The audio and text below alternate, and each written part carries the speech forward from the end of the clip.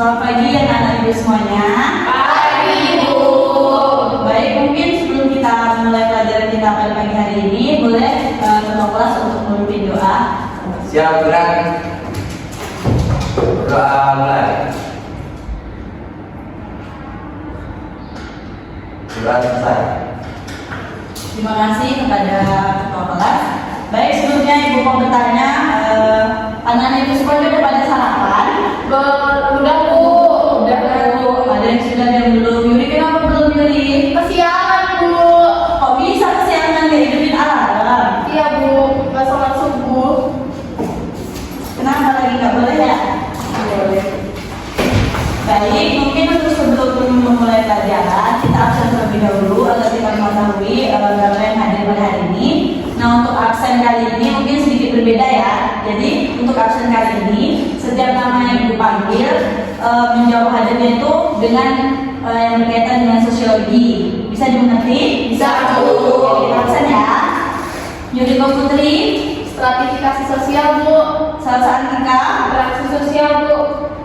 Haikal Al-Ghifari, Masalah sosial Bu. Aisyah Sri Ramadhani, Kemiskinan Bu. Vina Hari, Mobilitas sosial Bu. Zainab Arifah. Perubahan sosial Bu. Oke, jadi kita hari ini hadir semua ya. Ya, Bu. Nah, sebelum kita masuk ke materi kita hari ini, Ibu mau bertanya kepada anak Ibu mengenai materi yang sebelumnya. Apa materi kita sebelumnya? Masalah sosial. Nah, siapa yang bisa menjelaskan ulang atau memberitahu ulang apa sih itu masalah sosial? Coba angkat tangannya. Oke, Aisyah. Masalah sosial yaitu di mana kondisi atau situasi dalam masyarakat yang dianggap tidak sesuai dengan nilai, norma, dan harapan bersama sehingga menimbulkan dampak negatif dan membutuhkan solusi. Masalah sosial bukan hanya sekedar dirasakan oleh satu orang, tetapi berdampak pada banyak orang dan memerlukan tindakan kolektif untuk mengantisipasinya. Oke, jadi masalah sosial itu yang bertentangan dengan nilai dan moral yang terdiri dari lebih dari dua orang. Jadi terdirinya itu lebih banyak ya kan, bukan berarti bukan hanya satu orang atau dua orang. Kalau dua orang itu mungkin bisa disebut sebagai masalah individu. Kalau masalah sosial itu yang memiliki dampak besar dan terjadi di kelompok-kelompok masyarakat gitu. Oke, bagus Aisyah. Selanjutnya siapa yang tahu ciri-ciri masalah sosial itu apa aja? Coba angkat tangannya.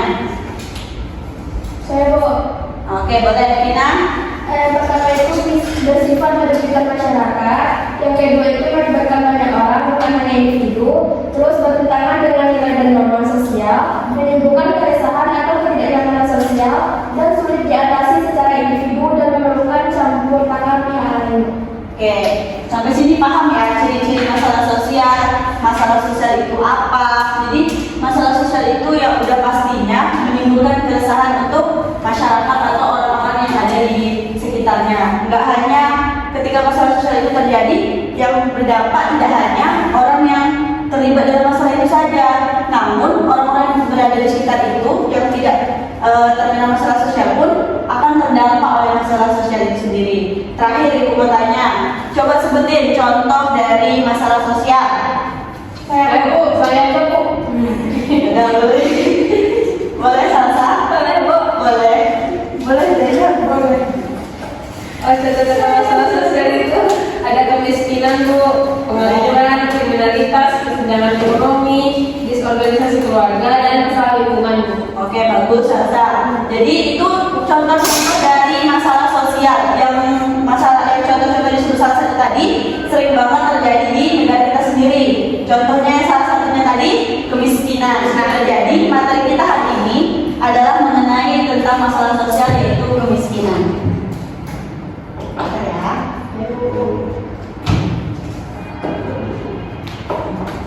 Ibu cantik banget.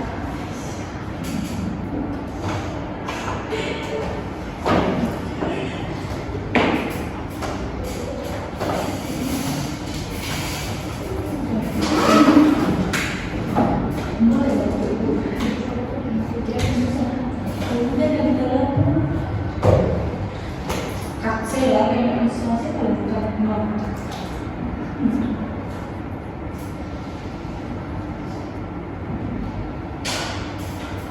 jadi materi kita hari ini itu mengenai kemiskinan. Jadi tadi sudah disebut sama si Salsa bahwa kemiskinan itu merupakan salah satu masalah sosial yang ada di masyarakat.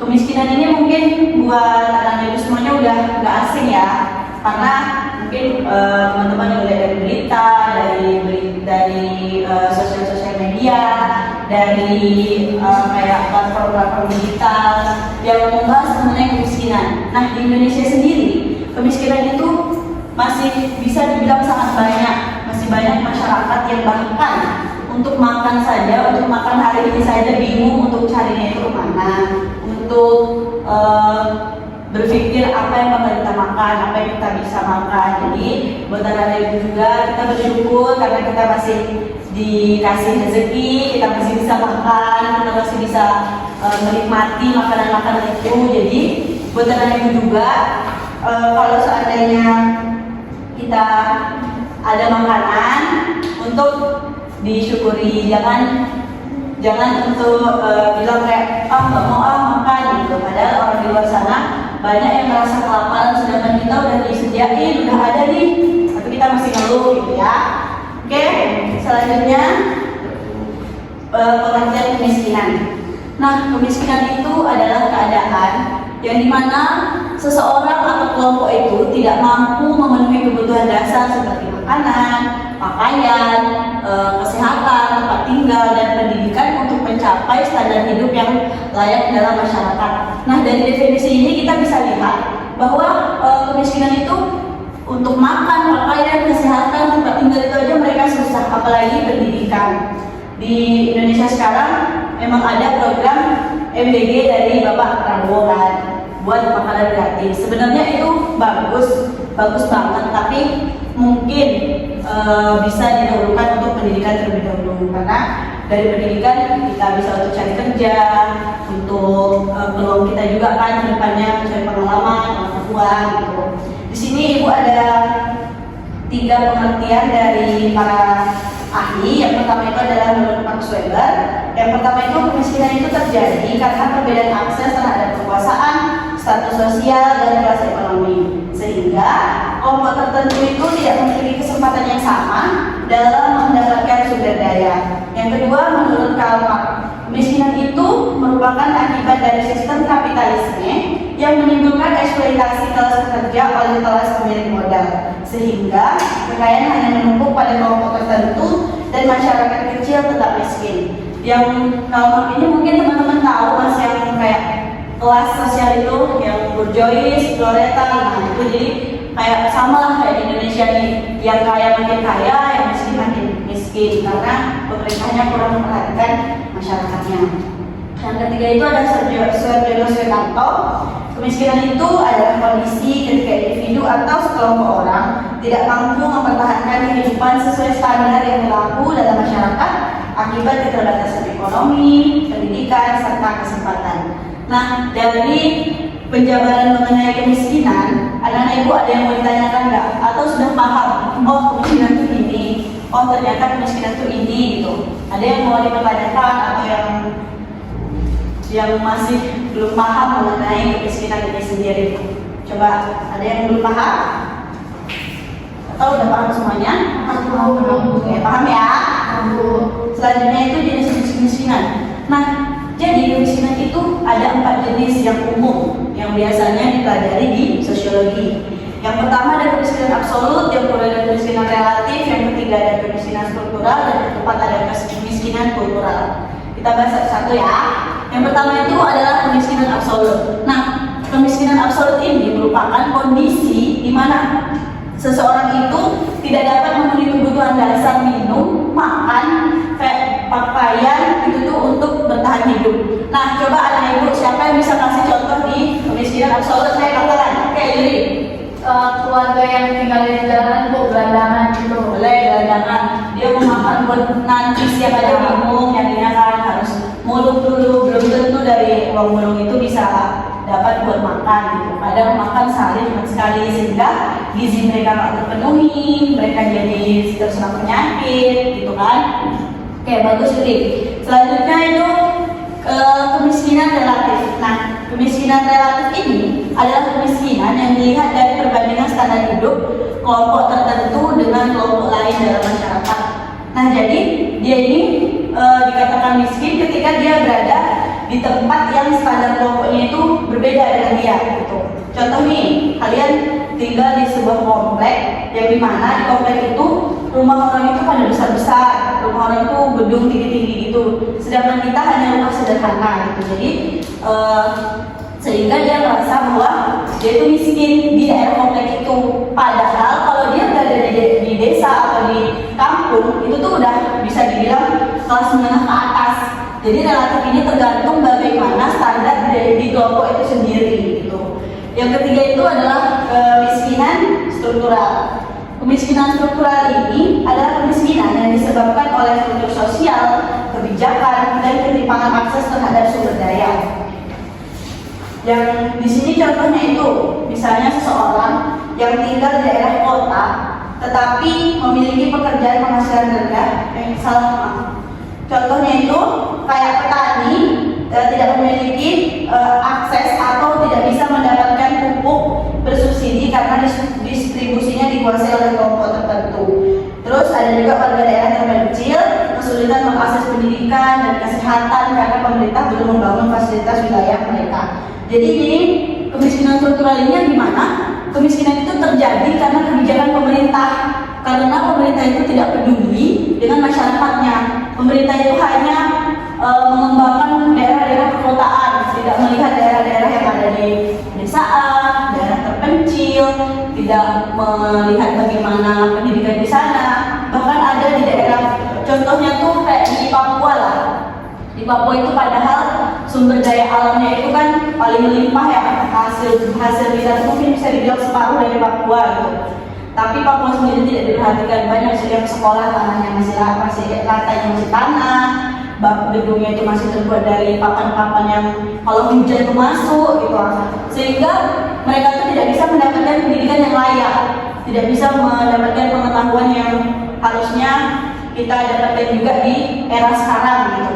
Orang di kota udah pakai internet, udah pakai komputer, sedangkan orang di desa jangan pakai komputer, HP aja susah gitu kan. Jadi di sini mungkin kemiskinan ini disebabkan oleh kebijakan atau struktur sosial dari atas gitu, dari pemerintah. Yang terakhir itu adalah kemiskinan kultural. Nah, kemiskinan kultural ini kemiskinan yang terjadi karena pola pikir, kebiasaan atau budaya yang kurang mendukung perubahan. Contohnya itu misalnya orang itu misal ada orang yang membuka pelatihan untuk kayak biasanya kan ada yang buka pelatihan untuk masuk kerja PT, untuk masuk kerja jadi kasir, misalnya kasir Alfamart atau Indomaret biasanya kan ya. Di situ udah dikasih peluang, udah dikasih kesempatan, tapi dia nggak mau. Alasannya, saya sudah merasa cukup dengan pekerjaan saya. Padahal kalau dilihat pekerjaannya itu belum cukup untuk menghidupi keluarganya gitu. Tapi karena dia berpikir kayak udah cukup lah nih kerjaan aku, nggak usah lagi lah aku ikut ini ikut itu, belum tentu juga nanti bakal lolos gitu. Gak mau mencoba, dan pola pikirnya tuh udah terbiasa kayak udahlah ini aja gitu. Jadi itu kemiskinan yang disebut dengan kemiskinan kultural. Nah, sebelum kita lanjut, untuk jenis-jenis kemiskinan ini udah paham atau masih ragu? Atau ada yang mau ditanyain yang kemiskinan ini gimana sih Bu? Ini gimana sih Bu? Gitu. Ibu, berarti orang yang kerjanya serabutan terus berpikir kalau rezeki udah ada ngatur itu termasuk orang yang dalam kemiskinan kultural. Iya, karena pola pikir dia tuh miskin karena pola pikirnya sendiri. Kecuali kalau di kemiskinan struktural ya, struktural atau relatif, kita udah disediain. Di struktural ini kan kita udah ada lahan nih, kita ada pertanian, udah ada ini, tapi kita sulit untuk mendapatkan pelatihan, untuk dapat pupuk, untuk dapat bantuan dari pemerintah. Itu kemiskinan struktural. Kalau kultural itu kan udah ada pelatihannya, udah ada lowongannya, udah ada kesempatannya, tapi karena dia berpikir kayak udahlah ini udah cukup, nanti kalau emang udah rezeki juga bakal datang sendiri, nggak perlu kok diusahain kayak gitu, udah diatur sampai di atas kayak gitu. Tuh yang kemiskinan yang disebut dengan kultural. Kayak ada lagi? Udah paham sampai di sini? Udah Bu. Oke, kita lanjut ya. Nah, faktor penyebab kemiskinan. Tadi kita di awal sudah bahas mengenai pendidikan. Di sini juga dibahas lagi bahwa faktor penyebab kemiskinan itu adalah rendahnya pendidikan. Kenapa rendahnya pendidikan itu disebut sebagai faktor penyebab kemiskinan? Coba siapa yang bisa jawab? Lapangan. Karena Oke. ada dari rendahnya pendidikan itu orang sulit untuk mendapatkan pekerjaan dan peluang untuk mendapatkan pekerjaan yang lebih formal. Bagus sih, Cak. Jadi, faktor penyebab kemiskinan itu salah satunya adalah rendahnya pendidikan. Ketika sekarang saja kita lihat bahwa untuk menjadi satpam, untuk menjadi pegawai Indomaret, Alfamart, minimal pendidikannya aja itu SMA. Bagaimana dengan anak-anak yang hanya bisa meluluskan SD bahkan nggak lulus? Mereka nggak mau melanjutin sekolah bukan karena mau sendiri, tapi karena ya itulah mereka harus ngebantu keluarganya. Jangankan buat sekolah, buat makan hari itu aja dia bingung. Jadi di sini pemerintah harus sama-sama memperhatikan bahwa pendidikan itu sangat penting. Pendidikan ini merupakan salah satu faktor yang dimana orang itu masih berada di kemiskinan. Yang kedua itu lapangan pekerjaan yang terbatas. Nah, tingginya pun pendidikan. Ketika pemerintah itu membuat lapangan pekerjaan itu yang hanya terbatas, tidak sesuai dengan jumlah orang, yang melamar pekerjaan, itu akan sulit. Bagi mereka yang S1, S2, S3 sekalipun, kalau seandainya lapangan pekerjaan itu terbatas, yang pasti teman-teman juga sudah tahu, kalau pekerjaan formal itu pasti kalian ada orang dalam maupun setinggi apapun pendidikannya, pasti yang menang bakalan orang dalam. Itu kita udah tahu kayak mana kan di Indonesia ini lah gitu. Jadi harusnya tambah juga, biasanya kalau misalnya orang mau melamar kerja itu syarat-syaratnya banyak sekali kan. Syaratnya itu harus pengalaman kerja 5 tahun, pengalaman kerja 10 tahun. Sedangkan mereka baru mau mulai pengalaman, tapi udah di CV-nya harus pengalaman minimal 5 tahun atau 10 tahun. Itu jadi faktor penyebab kemiskinan. Selanjutnya pertumbuhan ekonomi yang tidak merata. Boleh izin cepat Pak Bu? Boleh. Oke, salah. Yang ketiga itu ada pertumbuhan ekonomi yang tidak merata. Kalau dari kalimatnya kita udah bisa tahu bahwa di Indonesia itu pertumbuhan ekonominya tidak merata. Yang dimana yang saya bilang sebelumnya, yang kaya makin kaya, yang miskin makin miskin. Karena emang pemerintah kurang memperhatikan. Selanjutnya itu keterbatasan modal dan akses sumber daya.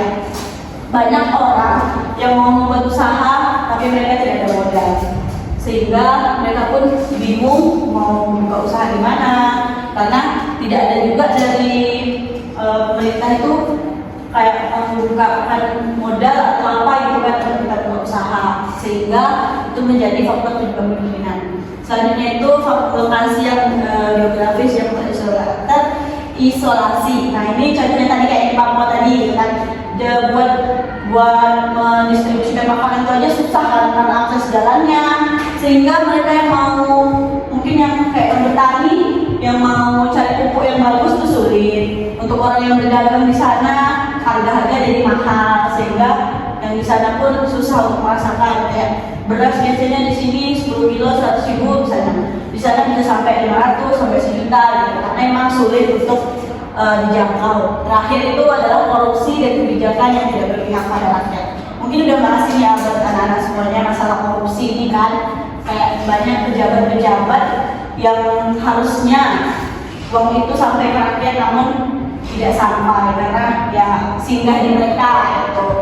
Kita sebagai masyarakat pajak dinaikkan, pajak ditinggikan, tapi pajak itu nggak tahu sampai yang kemana. Itulah semoga juga anak-anak ibu yang di sini yang besok jadi anggota DPR, yang menjadi pejabat-pejabat, semoga bisa amanah dan bisa untuk tidak korupsi ya. Amin. Oke, selanjutnya itu dampak dari kemiskinan. Ada beberapa dampak kemiskinan. Yang pertama itu ada tingginya angka kriminalitas. Nah, kalau udah miskin tuh pasti mikirnya udah nggak ada uang nih, gitu kan? Jadi pasti muncullah yang apa ya, betul pasti benar, pasti kita bakalan ngelakuin hal-hal yang kita bisa mendapatinya secepat mungkin gitu, karena ya kita udah buntu gitu, kita nggak tahu lagi mau apa nih, udah buntu jadi hanya mencuri terus membegal, itu mungkin kayak itulah kemiskinan tuh tadi, gara-gara udah bingung buat makan tuh gimana, akhirnya dia curi kan. Terus yang kedua itu ada putus sekolah. Banyak dari keluarga miskin itu harus berhenti sekolah karena tidak mampu membayar biaya pendidikan atau dipaksa bekerja membantu keluarga. Selanjutnya, gizi buruk dan kesehatan yang rendah. Keluarga miskin itu biasanya sulit membeli makanan bergizi atau mengakses layanan kesehatan sehingga rentan terhadap penyakit. Yang terakhir itu adalah pengangguran. Pengangguran itu, kemiskinan itu menurunkan keterampilan dan kualitas sebagai manusia sehingga semakin sulit terserap ke dunia kerja. Jadi terciptalah lingkaran kemiskinan. Satu lagi itu adalah ketimpangan sosial dan kecemburuan sosial. Jarak antara kaya dan miskin itu semakin terlihat dan dapat menimbulkan rasa iri serta konflik antar kelompok masyarakat. Mungkin itulah beberapa dampak dari kemiskinan itu sendiri. Yang terakhir sebelum kita masuk ke PJBL, mungkin kita bahas tentang upaya penanggulangan. Nah, mungkin ini beberapa upaya penanggulangan kemiskinan ya. Nanti di proyek mungkin anak-anak bisa menambahkan apa kira-kira penanggulangan yang bagus untuk kemiskinan ini gitu.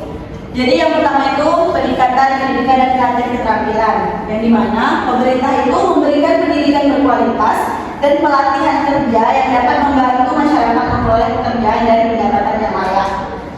Yang kedua itu program bantuan sosial dan BLT, bantuan langsung pemerintah untuk keluarga miskin, membantu memenuhi kebutuhan pokok dalam jangka pendek. Kalau untuk bantuan sosial dan BLT ini sudah ada, namun terkadang itu tak hilang, banyak yang menyalahgunakan sehingga tidak sampai ke masyarakat. Yang ketiga, pengembangan UMKM dan kewirausahaan. Dan di sini membantu masyarakat membuka usaha kecil dan dapat menciptakan lapangan pekerjaan dan meningkatkan ekonomi lokal. Yang keempat, peningkatan kesempatan kerja.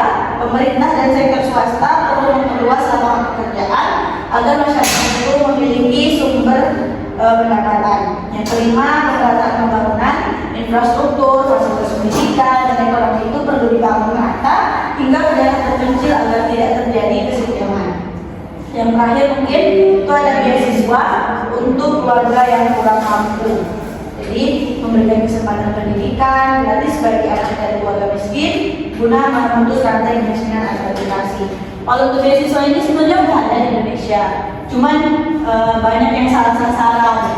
Orang yang harusnya benar-benar butuh beasiswa nggak dapat, sedangkan orang yang bisa, orang yang mampu malah dapat. Jadi mungkin kalau di beasiswa ini untuk pemerintahnya itu untuk turun langsung lah, untuk observasi langsung, melihat langsung orang yang dapat beasiswa ini tepat apa enggak gitu. Kalau seandainya enggak, cabut dan kasih yang tepat gitu. Karena banyak kereta seperti itu. Baik, untuk materi kita hari ini mungkin hanya itu.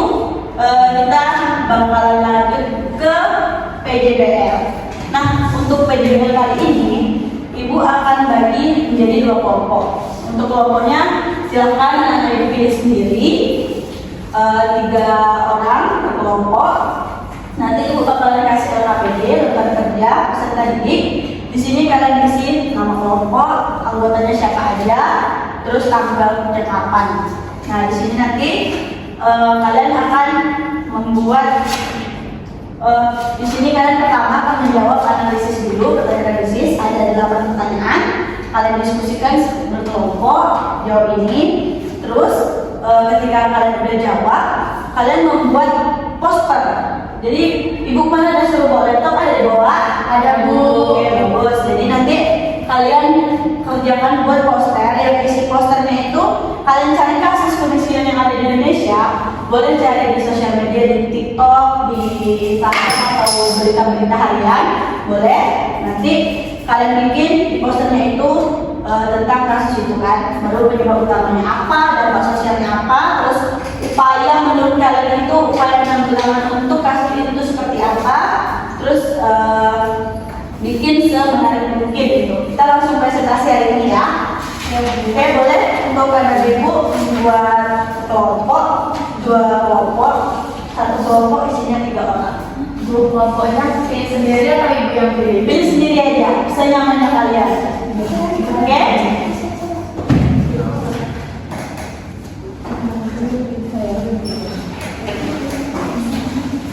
Boleh duduknya di 3 ya. Oke, Bu. Oke. Boleh. Silakan.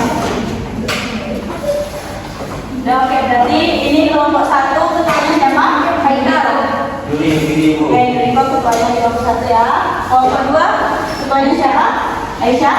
Ini lembar kerjanya ya.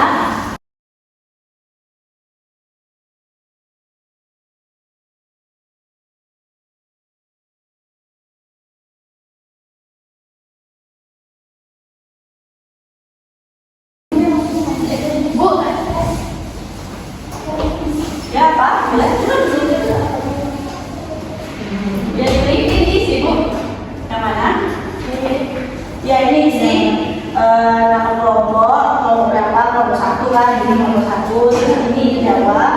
Ini saya jawab 3, 4, 8 dijawab. Terus baru ini yang harus ada di dalam kelompok. Ini boleh pakai apa? Terus ada B, baru presentasi nanti di depan hasilnya. Ini jawabnya di kertas lembar Bu. Ya, kita lembarnya 1 kertas saja untuk 1 kelompok. Jadi nanti ada yang mempresentasiin PPT, ada yang mempresentasiin jawaban-jawaban. Oke? Bisa jawabnya di belakang ini boleh nggak Bu? Boleh, boleh. Terima kasih Bu. Ya. Udah boleh dulu Saudara. Ini jawaban Saudara ya. Kasus itu adalah proses dari Itu gantung dulu. Dan berapa menit bisa dicari?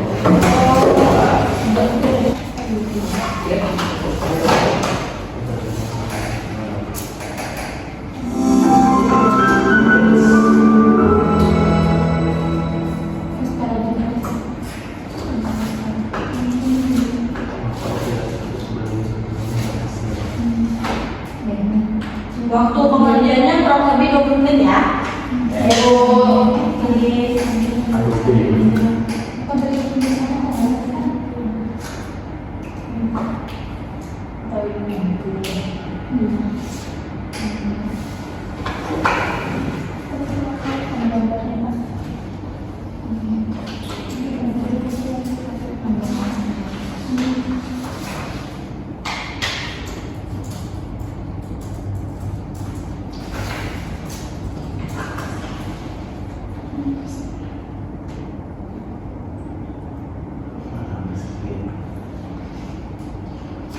Nah, ketawa siapa yang cuma barang miskin.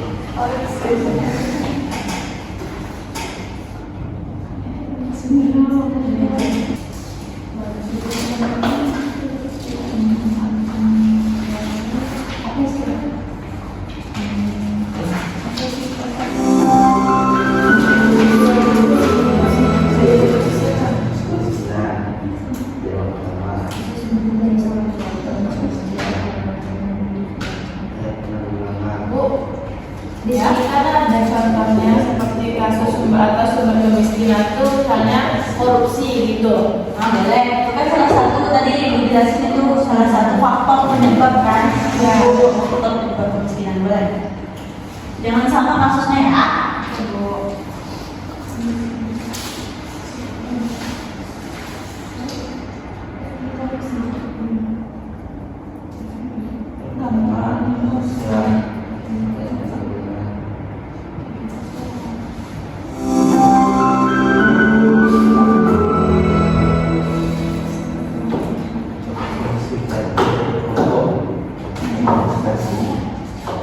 Pakai jasa.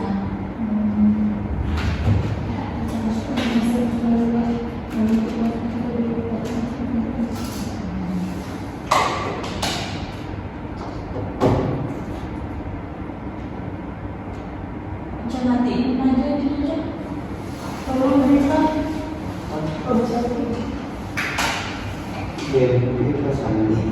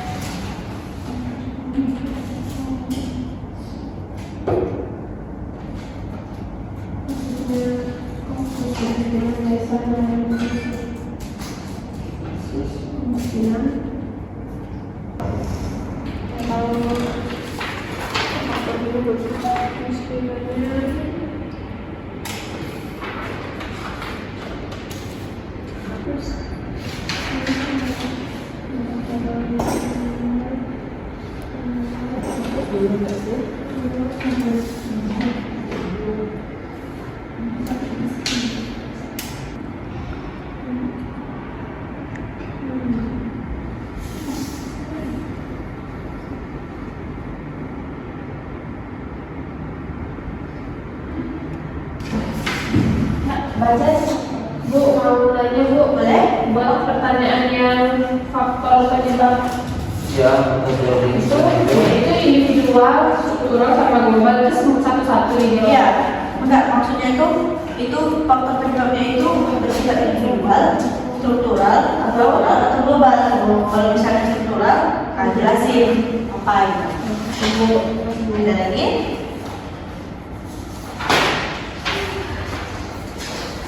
barang aja. Aja. Aja.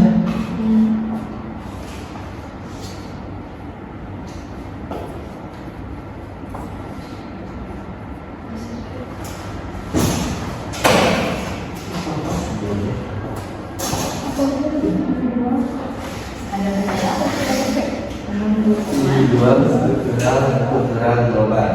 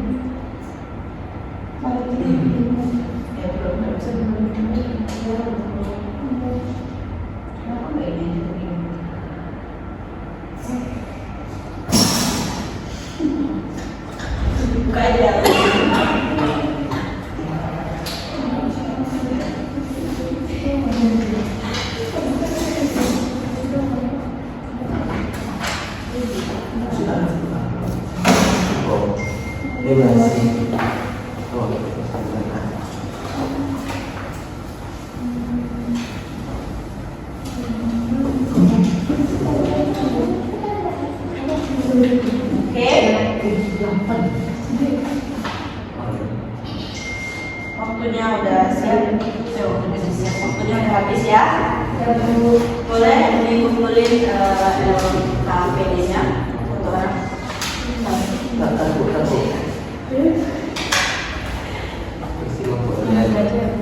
Semua orangnya adalah miskin sekarang. Saya kumpul. Oke.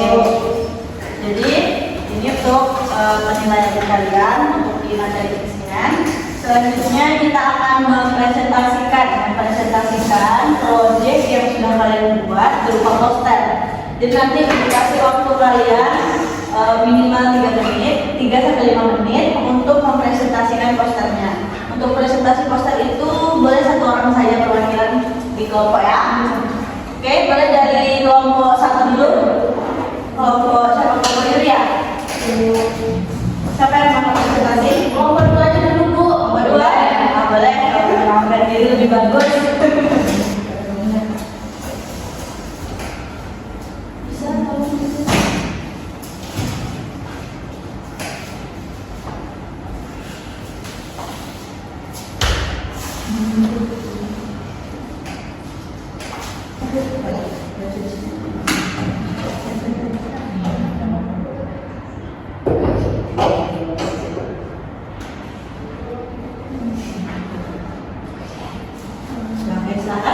kalau Baik, Assalamualaikum warahmatullahi wabarakatuh. Waalaikumsalam warahmatullahi wabarakatuh. Di sini saya dari perwakilan kelompok 2. Saya akan menjelaskan tentang breaking news korupsi. Apa sih penyebab dari korupsi tersebut? Kalau kita lebih pahami mendalam, kemiskinan di Indonesia bukan hanya sekedar disebabkan oleh kekurangan sumber daya, tetapi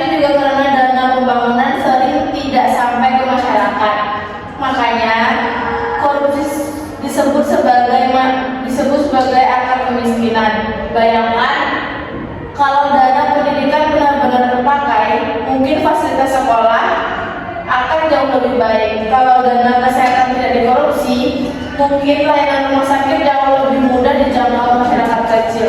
Jadi dampaknya nyata. Harapan kami dalam proses ini kita semua bisa sadar bahwa korupsi bukan sesuatu yang bisa dianggap biasa. Korupsi itu efeknya ke kehidupan masyarakat.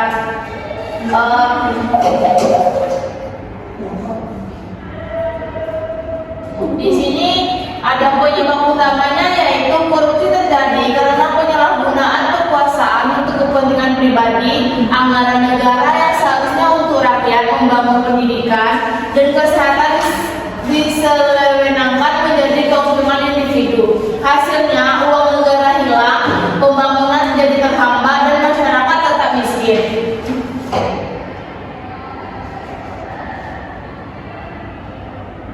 Di sini ada dampaknya, yaitu korupsi membuat fasilitas publik bentuk buruk, layanan kesehatan tidak merata, sekolah tidak memadai, dan biaya hidup semakin tinggi, ketimpangan sosial melebar, dan kemiskinan antar generasi terus berlanjut. Intinya, korupsi bukan hanya merugikan negara, tetapi merampas hak dan masa depan masyarakat. Di sini kalimat penutupnya, kalau kita ingin Indonesia maju, maka langkah pertama adalah memutus mata rantai korupsi, karena pada saat korupsi hilang, kesempatan hidup masyarakat semakin besar. Sekian presentasi dari kelompok 2. Saya akhiri. Assalamualaikum warahmatullahi wabarakatuh. Oke, bagus ya. Kelompok 2 membahas mengenai kemiskinan itu berasal dari korupsi. Oke, mungkin kelompok 1.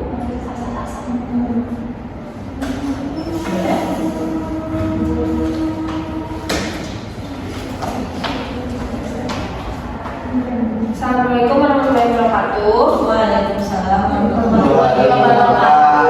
Di sini Ibu dan teman-teman semuanya, saya dari kelompok 1 akan mempresentasikan hasil poster kami.